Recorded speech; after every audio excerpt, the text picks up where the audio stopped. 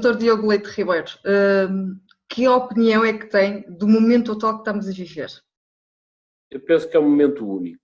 Eu espero e desejo que na nossa vida não voltemos a passar por estes sistemas, estamos quase numa prisão domiciliária, em que as pessoas estão coartadas nestes movimentos.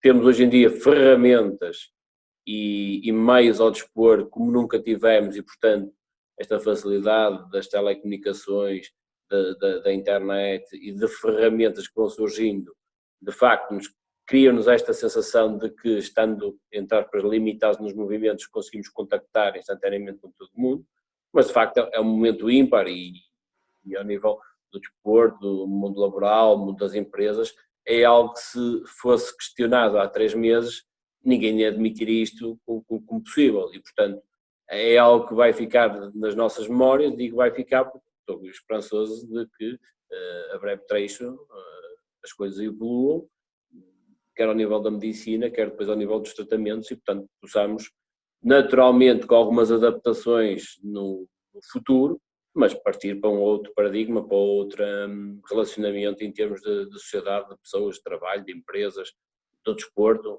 tudo mais. Este também acaba por ser um grande desafio para todos nós, para a nossa situação de adaptação às situações, não é? Como disse há bocadinho, há 3 meses, se alguém dissesse vais ter que fazer isto, ninguém ia acreditar e facilmente nos adaptamos a trabalhar de casa e a resolver as situações sem sair.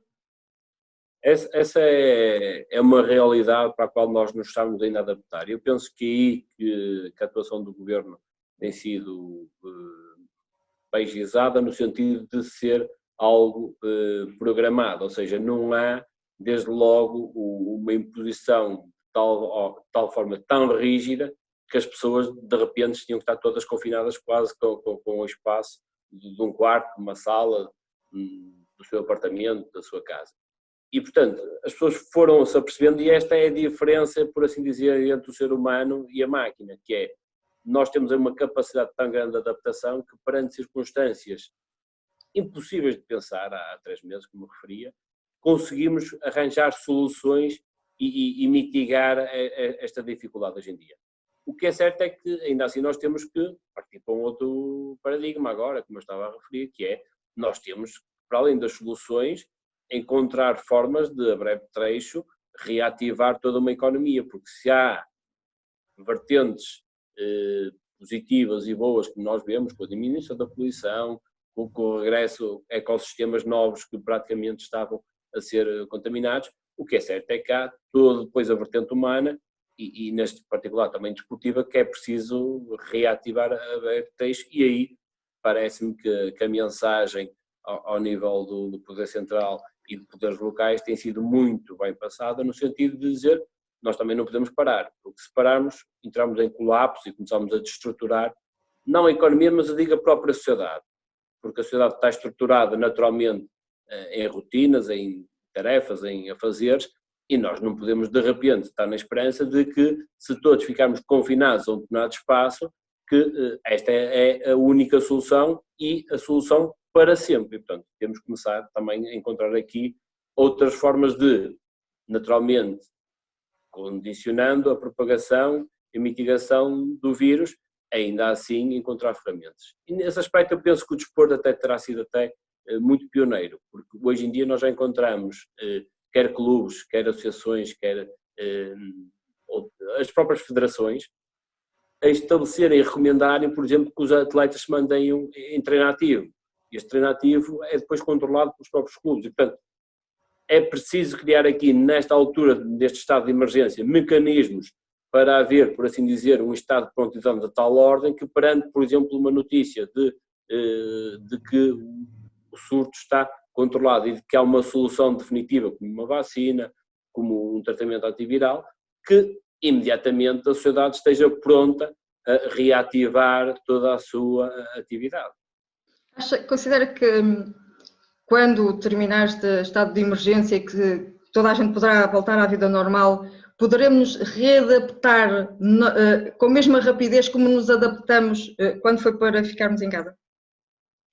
Eu penso que fruto da gravidade do problema, haverá sempre um período pós-trauma que ainda assim nos levará a ter comportamentos que, há 3 meses, como eu dizia, seriam estranhos.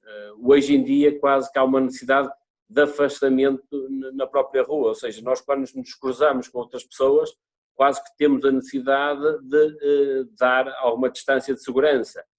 E eu penso que isso, salvo se houver uma duplicação e uma distribuição maciça por toda a sociedade da vacina, numa primeira fase isso vai ser inevitável, ou seja, as pessoas vão manter esse afastamento.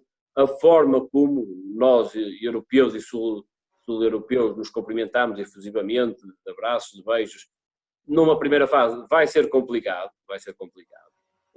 E é isso, acho que é das partes psíquicas que mais nos afeta, porque enquanto os nórdicos têm um afastamento, um relacionamento mais frio, ok? E, portanto, isto é algo que nos caracteriza, como convívio, a inter-relação, a proximidade, a própria estruturas familiares em que hoje em dia nós temos os pais afastados dos avós e vice-versa, e, portanto, os netos. Portanto, é preciso depois, rapidamente, restabelecer estes laços, que são fundamentais na nossa sociedade, estamos assim estruturada, mas compreendo que nos primeiros tempos, enquanto não surgir de facto a vacina, que vão haver algumas reservas e, portanto, dentro das limitações que sejam possíveis, não irão surgir esses contactos. Há bocadinho falou no desporto, porque é uma realidade, os desportistas continuam a trabalhar em casa, mas até têm o cuidado de clubes e os próprios atletas irem publicando para transmitir essa mensagem de confiança, que o futuro vai ser o retomar de todas as modalidades, mas com certeza que haverá danos. Por exemplo, muito concretamente no ciclismo, o adiamento de todas estas provas e poderá deixar marcas no ciclismo? Eu penso que aí os atletas têm sido exemplares. Se numa primeira fase tentaram por si só, desde logo, manter a sua atividade física indispensável, porque ainda havia dúvidas da dimensão deste problema e da sua extensão em termos temporais, hoje em dia, perante o cenário dos cancelamentos das provas, da questão inclusive que houve agora com os Jogos Olímpicos e tudo mais, as pessoas, entre aspas, conseguiram perceber rapidamente que a dimensão era de tal ordem grande que não permitia de imediato retomar a atividade. Mas nós não podemos esquecer que o atleta é alguém que por vezes trabalha arduamente, incessantemente, todos os dias, para às vezes competir numa semana, num mês, num dia, para ter o seu expoente máximo na prova.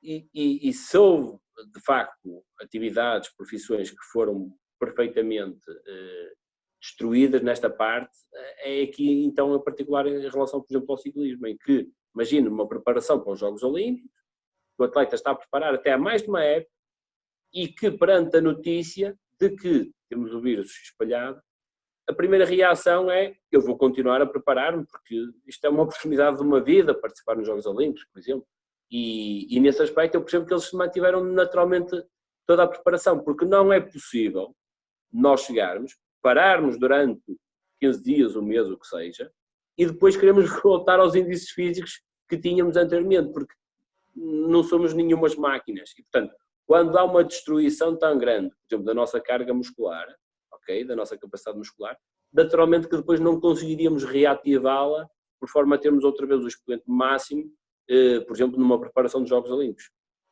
Agora, perante a notícia, de facto, deste adiamento consecutivo de provas, naturalmente que os atletas terão de fazer aqui uma readaptação dos seus exercícios, das suas cargas, com as limitações hoje em dia que temos impostos por estado de emergência, além do afastamento social, das possibilidades de treinar ao nível exterior, e, portanto, reponderando todo este calendário, refazendo este calendário, depois temos por objetivos, de facto, estar outra vez no expoente máximo das provas, e aí sim, partindo todos em pé de igualdade, tentarmos ter, de facto, os melhores resultados em termos esportivos. Mas, de facto, compreendo que para os esportistas, para quem diariamente pratica 2, 3, 4 horas, por exemplo, de treino intensivo de bicicleta, nesta altura deve ser um terror estar confinado, por mais capacidade que tenhamos em casa de ter uma bicicleta para poder treinar, ainda assim não é a mesma coisa e, portanto, sentimos de facto que isto tem que mudar rapidamente para voltarmos a poder respirar mais sabiamente, por assim dizer. O facto de, por exemplo, ainda haver uma grande possibilidade de se realizar, e refiro-me a Portugal, à volta a Portugal, também ainda há uma grande possibilidade de se realizar a volta à França, porque ainda não desistiram da ideia. Isso pelo menos mantém os ciclistas focados, motivados a lutar ainda por qualquer coisa, não é? É importante. Isso é muito importante, porque repara, nós temos que ver este problema e também repensar, para além da nossa vida, das nossas prioridades, dos nossos objetivos, e perceber que isto atinge 3 dimensões. Desde logo, a parte física, que é a parte de uma pessoa que está infectada e pode não estar afetada, portanto ela pode ser portadora do vírus e não ter qualquer sintomatologia, ok? Há o infectado que está afetado, e portanto isso é uma situação ainda mais gravosa, ok? Mas depois nós temos também a componente psíquica, que é tão ou mais importante como a física, embora nesta fase compreendo que neste estado de emergência não está a ser, de facto, devidamente analisada, mas que nós temos que perceber que nós não podemos estar confinados internamente, e por isso é que, por exemplo, a Alemanha começou já a emitir passaportes em que as pessoas começam a poder circular, e isto também é muito importante que se transmita, não pode estar continuamente numa situação de confinamento. E depois a parte social, que hoje em dia está muito focado como se fosse um chavão negativo da economia. Eu acho que não é economia só, é parte social, porque nós somos, entre aspas, animais também de trabalho, e portanto nós temos também que ter rotinas e hábitos que, se perdermos, ok, depois vai ser difícil reativar. E portanto é muito importante que não haja uma destruição maciça do emprego, por forma a termos depois um continuar desta atividade, e estas atividades permitam ter os empregos, e permitam ter os salários, e permitam as pessoas ter os seus recursos. E, portanto, é preciso que, dentro de em breve, também se encaixe estes 3 itens, portanto, a parte física, a parte psíquica e a parte também, vamos chamar, da sociedade, por forma que as 3 interligadas nos permitam todos ultrapassar este flagelo nesta altura. Também faz parte da Associação de Ciclismo de Minho, não é? Como conhecedor do que é o associativismo, a realidade das associações, isto pode causar danos às associações, ou acha que depois se consegue dar a volta? Eu estou em crer que quanto mais tempo demorar, mais difícil vai ser. E, portanto, é importante que as pessoas também, dentro deste paradigma, se consiga ultrapassar, motivar, e que nesta parte, eu penso que os clubes estão a fazer um bom trabalho, que é mantendo os atletas ativos, mantendo os atletas entre si também em conversas, em registro dos treinos, em registro das suas atividades, as pessoas não se desliguem. É muito importante ao nível do associativismo, que vive muito do voluntariado, e eu penso que esta será também uma oportunidade, porque se até hoje havia uma predominância e até, digamos assim, algum excessivo consumismo, hoje em dia nós vemos também algum voluntariado, alguma ajuda que até à data quase que era impossível de ver. E isso registra-se quer ao nível da disponibilidade de levar as compras à casa de uma pessoa amiga, quer a ir comprar à farmácia os produtos que a pessoa necessitada e que não pode sair de casa. Portanto, este aspecto de comunidade, eu penso que vai passar também para os clubes. Porque as pessoas vão estar mais disponíveis, porque vão perceber que, fruto destas limitações, por vezes nós temos que, entre aspas, descer à terra, pousar os pés no chão e perceber a nossa verdadeira dimensão. E a nossa dimensão faz todo sentido enquanto vivemos como sociedade, enquanto uns ajudarem os outros. Assim, penso eu que será muito mais fácil cada um de nós ultrapassarmos estas barreiras que hoje em dia estamos sujeitos. O Dr. Moreira Lopes estes dias falava que todas as provas que estão agora a ser adiadas poderão refazer o calendário e fazer-se de setembro a novembro, quando já normalmente nessas alturas já há muito poucas provas, não é? Era importante que isso assim acontecesse? Mesmo nas provas associativas? Não só nas grandes corridas nacionais, mas... Eu penso que aí nós temos um dilema, que é, nós não podemos, por um lado, sobrecarregar também aquilo que está projetado fazer em 4 meses, fazer num ou 2, ok? Só a pena de entre aspas, menosprezarmos a dimensão do problema, portanto, não vale a pena estarmos a sobrecarregar de provas, de etapas, os nossos atletas, portanto, tem que haver também aqui aquilo que eu dizia, é este equilíbrio que é necessário encontrar. Não vale a pena estarmos a dizer que vamos ter que fazer tudo como se não tivesse acontecido nada. Não.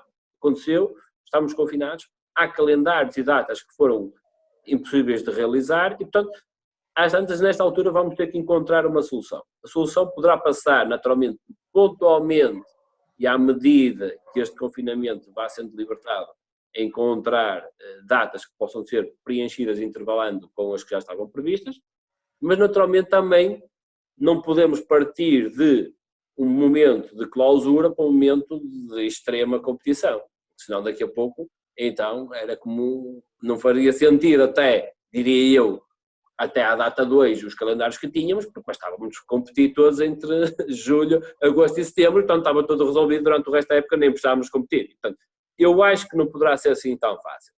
Entendo que poderá haver ali algumas provas que, fruto da sua dimensão, da sua importância, até localmente importantes, que tenham que ser realizadas. Nós também temos que ter sensibilidade, eu penso que há todo o interesse, quer das autarquias, quer do tipo de instituições ao nível social, quer até dos patrocinadores, que as provas se realizem para, dentro dos possíveis, reativar toda esta atividade. No entanto, naturalmente, temos que ter cientes dos constrangimentos que todos fomos sujeitos e, portanto, não será possível, por exemplo, duplicar provas, porque eu aí penso que haverá até algo negativo, que era um excesso de provas, era a provas serem em datas coincidentes, porque senão, daqui a pouco, quer dizer, era fazer por fazer e eu acho que isso não fará sentido. No entanto, este é um problema que não assola só o ciclismo. Este é um problema que está a ser vivido também pelas outras modalidades, porque todas estas modalidades depois encontram aquele problema que eu me referia, que é, se nós já estivermos nesse cenário com uma vacina, é um cenário totalmente diferente em que não há uma vacina, porque as pessoas, tendo receio de contacto, não é? Naturalmente querem manter algum afastamento. Havendo o risco de contágio, ninguém estará disponível para se sujeitar a uma situação dessas. E, portanto, dependerá muito da solução que, em termos da investigação científica da parte de medicina, tivemos atingido. E, portanto, eu penso que só aí é que as coisas vão ser naturalmente reprogramadas e agendadas. Portanto, com o tempo, terá que se reestruturar não só o ciclismo, não só os calendários do ciclismo, mas todos os calendários até da nossa própria vida, não é? Do cotidiano de cada um. Por um outro motivo que lhe ia referir. Em primeiro lugar, porque nós não podemos querer fazer nesta época aquilo que será impossível de realizar. Sob pena de estarmos já a hipotecar a próxima época. Porque assim, nós estamos perante um problema. E às vezes a pior coisa que se pode fazer é não assumir o problema. E dizermos, muito bem, nesta época não é possível competir nesta e nesta prova. E portanto, as classificações, a atribuição dos títulos, vão ter que ser reponderadas. Agora, será que faz sentido tentarmos empurrar os calendários para a frente e depois começar também a hipotecar já a próxima época? Eu acho que não. Mais vale confinar o problema a esta dimensão que temos, a estas datas, a estas competições, estancando o problema, resolvemos o problema de modo definitivo. Sob pena de hoje para amanhã, vamos hipotecar esta época para a próxima. Porque nós não nos podemos esquecer que, por exemplo, vão surgir competições que, devido ao horizonte temporal em que são realizadas, elas naturalmente vão ser projetadas para o ano a seguir, que é o caso, por exemplo, dos Jogos Olímpicos, é o caso ao nível do futebol, dos campeonatos europeus, e, portanto, nós não nos podemos esquecer que as que tenham dimensão, vamos chamar assim, mundial, e que são realizadas não de modo anual, essas eu encontro que têm que ser reprogramadas e agendadas.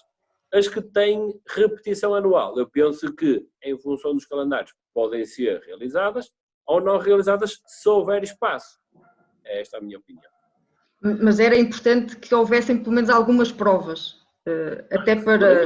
Nós, não, atenção, provas têm de haver, eu aí, senão daqui a pouco era isso que eu me referia, porque, aliás, já começa a haver algumas ideias, nomeadamente da Premier League inglesa, que quase sugere que os jogadores fiquem confinados a unidades hoteleiras para poder competir. Na Ásia já acontece isto com equipas de futebol, que estão nos seus centros de treino, dormem, fazem as suas refeições e treinam lá, e depois vão jogar com a equipa adversária que está nas mesmas condições. Agora, isto é no momento em que de facto tem que haver o isolamento quase total. Crendo que essa fase estará ultrapassada, ok, aí sim haverá a possibilidade de realizar essas provas e temos que ter essa motivação e essa vontade, e é nisso que os nossos atletas naturalmente terão de continuar a treinar diariamente, porque quando chegarem as provas, quem trabalhou nesta altura mais afincadamente depois vai ter os resultados e vai colher os frutos. Isso não tínhamos qualquer dúvida disso. Há bocadinho já falámos um bocadinho, focámos um bocadinho esse problema, que é as pessoas manterem os seus empregos e terem depois de tudo isto passado, poderem continuar a trabalhar, receber os seus ordenados. No ciclismo, muito concretamente, isso também vai acontecer, mas se calhar vai ter que haver aqui um bom senso entre todas as partes, porque os patrocinadores não estão a usufruir do seu patrocínio, do seu investimento, os clubes também não têm outra forma de ir buscar o investimento e os atletas começam a ter dificuldades depois de ver o futuro. Penso que aí estou em crer que a sociedade terá acima de tudo bom senso. Eu acho que a questão da paciência é muito importante, a questão do bom senso. E o exemplo parece-me que terá de vir de cima, e quando digo de cima, terá de vir dos atletas que, entre aspas, também são melhor remunerados. Porque nós não podemos chegar a um atleta que tem uma vida, por assim dizer, equilibrada, mas com o seu salário, entre aspas, absolutamente necessário para as suas despesas, que vá prescindir da sua remuneração. Agora, se um atleta de elite, se um atleta que tem uma vida mais folgada, esse é que devem dar o exemplo, na minha opinião. Porque nós, nesta altura, é isto que eu me referia, nós não podemos destruturar a sociedade. Eu estou em crer que se as empresas que são patrocinadoras, se conseguirem, entre aspas, e aqui o Estado é absolutamente crucial no sentido de dotar de mecanismos, entre aspas, vamos chamar assim, de sobrevivência a esta fase difícil. Eu estou em crer que depois todos temos que perceber que precisamos todos para ultrapassar esta fase. E, por exemplo, viu-se agora a notícia desta semana, por exemplo, que a banca, em relação ao pagamento aos seus fornecedores, alguns passaram a pagar a pronto, alguns passaram a pagar 8 dias, e portanto é importante que quem tem liquidez faça-o circular e não retenha, e não se aproveite deste estado, por assim dizer, de menor capacidade da economia se gerir. É facto que vamos ter uma quebra ao nível do produto interno bruto. Isso é certo, é reconhecido, não vale a pena estamos aqui a fugir.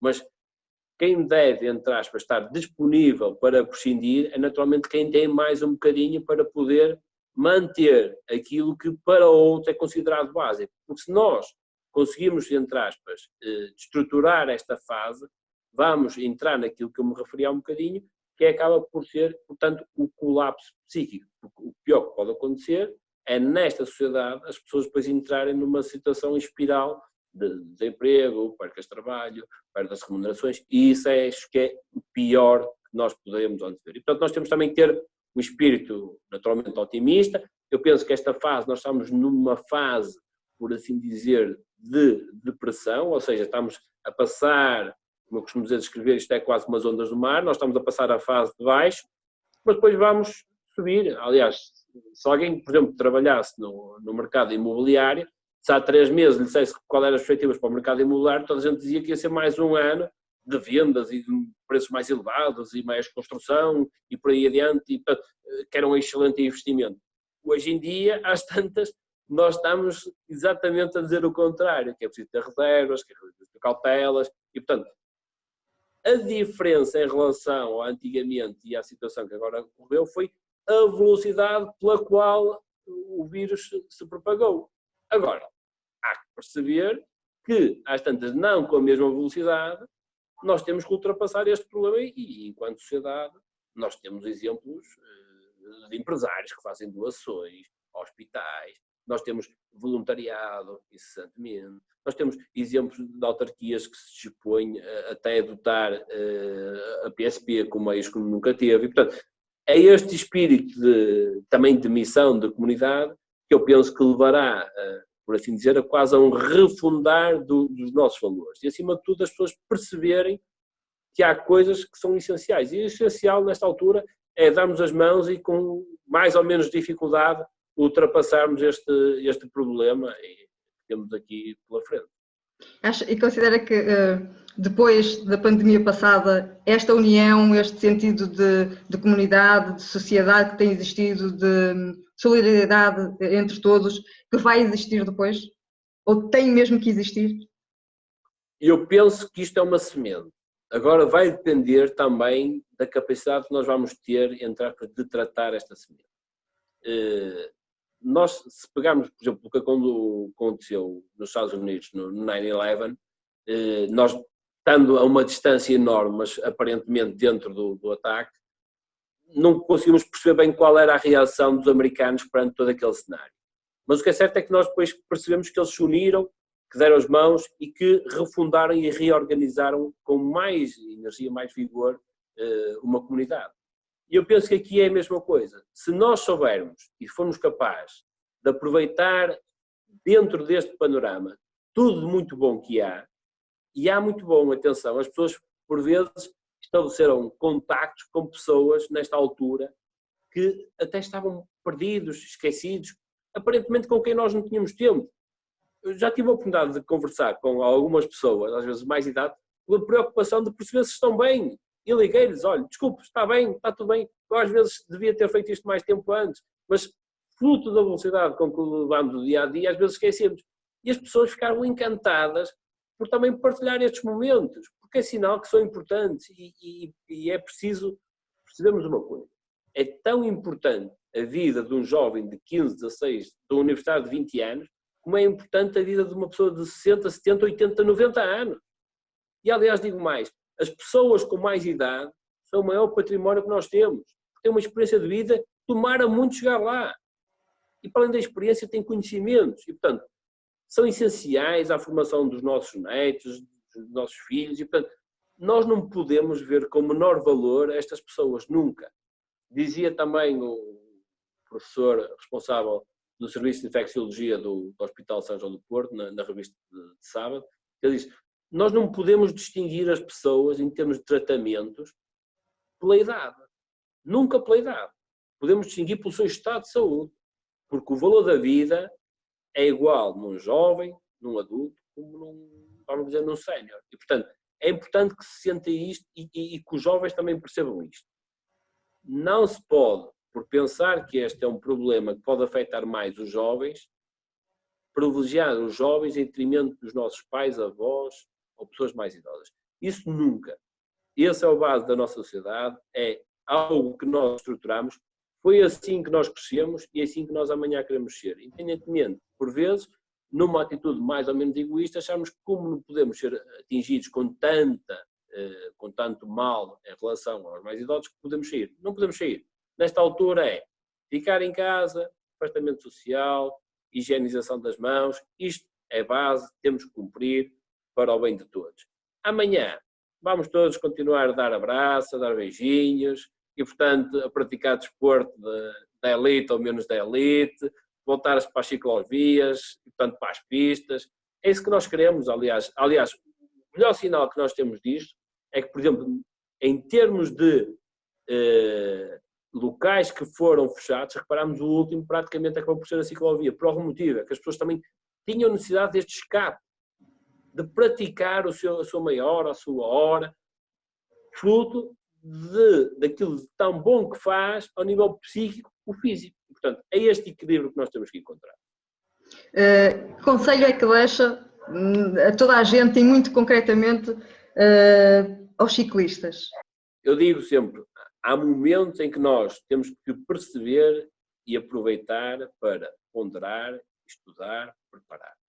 E, portanto, perceber que isto é uma nova oportunidade, que os melhores vão continuar a ter essa oportunidade, mas para isso têm que trabalhar, têm que se dedicar, tal ou mais do que se dedicavam anteriormente. E, portanto, não desistam. Isto é, como dizer, é uma fase negativa, mas a positiva está aqui ao lado. E, portanto, se pensarmos que o amanhã é negro, esqueçam, porque vão ser ultrapassados por aqueles que até à data não eram os melhores. E, portanto, se querem continuar e se querem agarrar esta oportunidade, é este o momento. Não percam a oportunidade, dediquem-se mais do que se dedicavam antes. Tempo não falta, porque a escola também, nesta altura, deu uma ajuda. E, portanto, foco, trabalho, dedicação, equilíbrio. Ter mais cuidados, por exemplo, com a alimentação, que é uma fase também importante porque reduzimos a nossa atividade desportiva e, portanto, ter algum equilíbrio ao nível da alimentação. Mas, acima de tudo, mantermos a cabeça livre e disponível para amanhã estarmos num estado de prontidão tal em que, surgindo a oportunidade, temos que ser os primeiros.